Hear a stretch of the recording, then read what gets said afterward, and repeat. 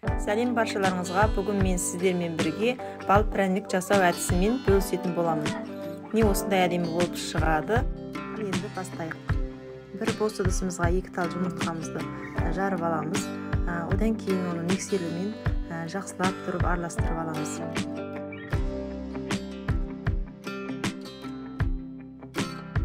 Оның үстіне қантымызды саламыз.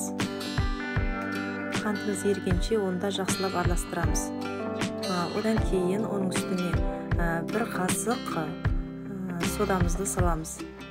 Мен бүкіл рецепттерін астына жазып кетемін, сол жерден қарап алсаңыздар болады.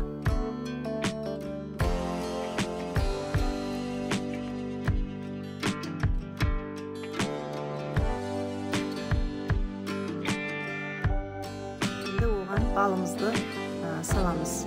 Салып оны да жақсылап араластырып аламыз.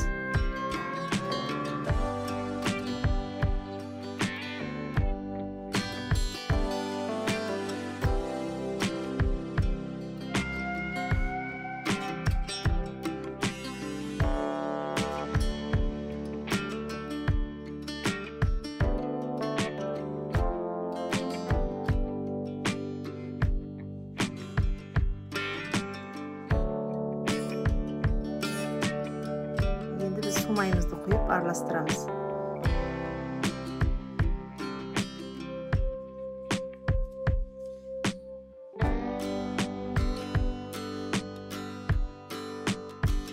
Біз енді оған ұнымызды аздап салып отырып, қалыпты теста илеп аламыз. Өте жұмсақ немесе қатты болмау керек.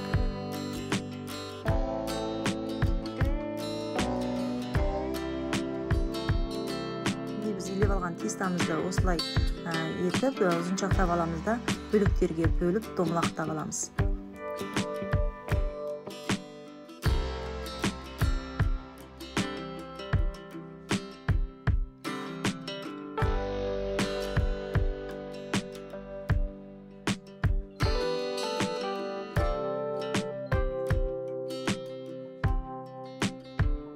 Міне осылай етіп қолымызбен баспай үйдегідей домалақтап аламыз.